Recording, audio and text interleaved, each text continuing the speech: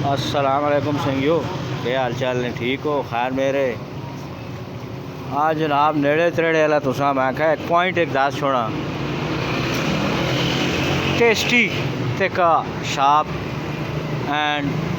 Girl fish है या grill fish है? उर्दू च गर्ल नजर आना है, ग्रिल फिश है। आला आला एक कना नाल के लाए एक डोरे वाले निक्के असी तकने होने टूटी जी लाइन है वो तो नहीं तुआं तारी दुख बीमारी नस वैसी ने कैसा क्या हो किधर आए हैं? तो रोटियां नवाने खाली क्यों आया ना लेके आओ नहीं तिक्के खड़ना कितने लगी सी मच्छी? हाँ हाँ ये मच्छी ने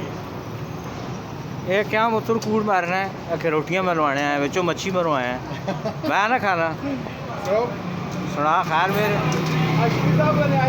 बारिशा ने बावजूद मतलब ठंड शंड जड़ा उतनी कोई नहीं पी होनी जितनी होनी चाहिए। संगियो वक्तन फवक्तन मैं तुसा दसना रहना कोई ना कोई अपना भी लाग फिरने टुरने न भी ते पकाने खाने न भी ये जनाब बड़ी फाटकों को मैं मौजूद हैं इस टाइम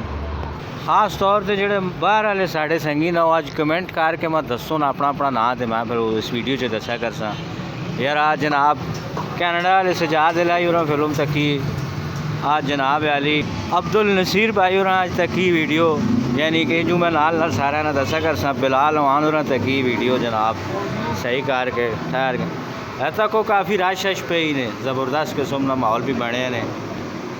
घरेलू माहौल भी मिल सकना तो बगैर घरेलू माहौल भी आदो रहना सिर तना सट्टे यार किसी साथ ना करना पावे क्या हो जी खान जी खैर पालो आखिरी नाल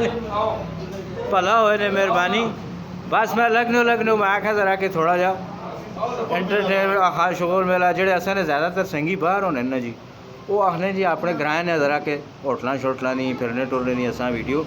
दस छोड़ा करो आ लगे ने जी सारे संगी चलो ठीक होगा तो वो फिर इस वजह तो जड़ा ना थोड़ा बहुता दसना पैना और खैर मेरे भला हो नहीं मेहरबानी इस तरह फिर बाकियां जेड़े असा ने मुल्क तो बाहर संगी होने ना उन्होंने फिर मतलब ना कह कर दसना जी फलाने मुल्क से फलाने तक की जो बिलाल है वो कनेडा से वे वकास है जनाब असा ना एक संगी वो होना है मलेशिया से एक वकास कनेडा से होना है एक आसम खान है जी साड़ा संगी वो जनाब उतों तकना इंग्लैंड से तकना असा वीडियो अक्सर तो और भी जोड़े संगी असा ने और नाल नाल असा दसो ना जी कमेंट करके फिर अगली वीडियो जो तुसा ना भी इतने असी दसा करना जी फलाने बंदे तक की जी वीडियो जी वो इस तरह का सिलसिला होना है होना का मैंने और जी मसरूफियात है तुसा वो सारी भी नालों नाल दसने हैं आज थर्ड उतनी है नहीं जितनी होनी चाहिए क्योंकि बारिश भी हमें थोड़ी बहुत ही हुई है ज़्यादा लल और नहीं लाए